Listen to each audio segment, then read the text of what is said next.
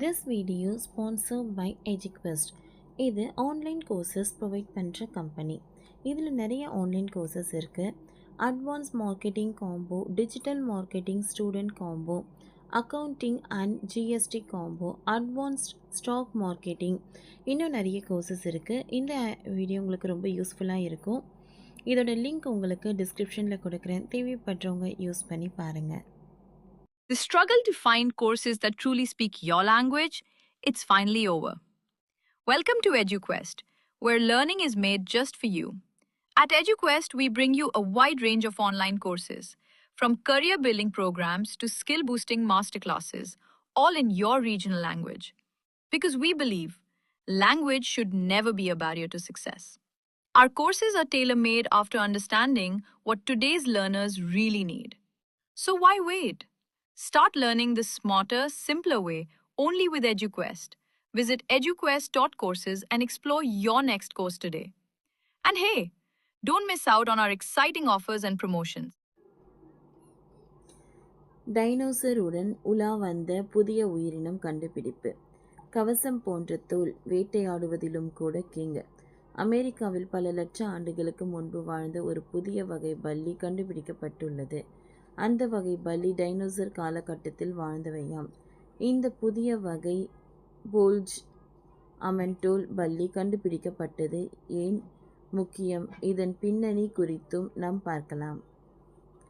உலகமெங்கும் புதைப்படிவ ஆராய்ச்சிகள் நடந்து வருவது குறித்து நீங்கள் கேள்விப்படலாம். கடந்த காலத்தை குறித்து ஏன் அவ்வளவு கஷ்டப்பட்டு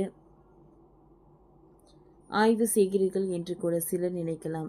ஆனால் அது அப்படி இல்லை. புதைப்படிவ ஆய்வுகள் பழங்கால வாழ்க்கையின் கதையை சொல்வதோடு மட்டுமல்லாமல் எதிர்கால அறிவியல் கண்டுபிடிப்புகளுக்கும் உதவுகிறது. அப்படித்தான் உட்டாவின் ஒரு பகுதி புதைப்படிவம் கண்டுபிடிக்கப்பட்டுள்ளது. அங்குள்ள அருங்காட்சியக சேகரிப்பில் மறைந்திருக்கும் இந்த புகைப்படத்தை ஆய்வாளர்கள் ஆய்வு செய்துள்ளனர். அப்பொழுதுதான் அவை புதிய வகை பல்லி இனம் என்றும் கண்டுபிடித்துள்ளனர். இந்த பல்லி இனத்திற்கு பேல்ஜ் அமெண்டோல் என பெயரிடப்பட்டுள்ளது. இந்த பல்லி ஒரு காலத்தில் வட அமெரிக்கா முழுக்க சுற்றித் திரிந்ததாக சொல்லப்படுகிறது.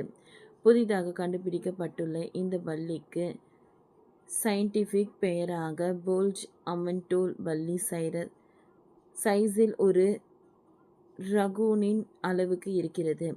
இவை அதிக எலும்புடன் மற்றும் பாதுகாப்பு கவசம் போன்ற தோலை கொண்டதாக இருக்கிறது. இந்த புதைப்படிவம் உட்டாவின் கைபரோட்விட்ஸ் அமைப்பில் காணப்பட்டது. இது மான்ஸ்டர்களின் பழங்கால வேட்டையாடும் குழுவை சேர்ந்தது. இன்றும் வாழும் விஷத்தன்மை வாய்ந்த கிலா மான்ஸ்டர்களின் மூதாதையர்களாகவே இந்த பேல்ஜ் அமெண்டோல் கருதப்படுகிறது.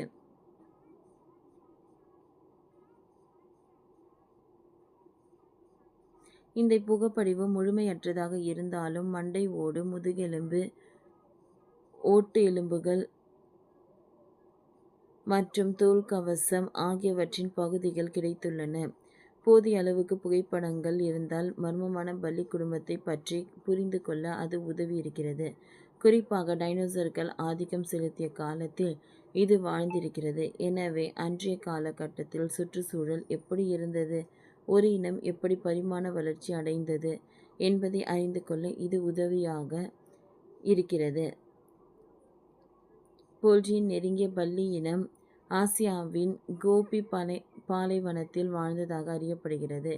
இது லேட் கேன்ட்ரியாசிஸ் காலத்தில் ஒரு கண்டத்தில் இருந்து மற்றொரு கண்டத்திற்கு சென்றிருக்கலாம் என்கிறார்கள்.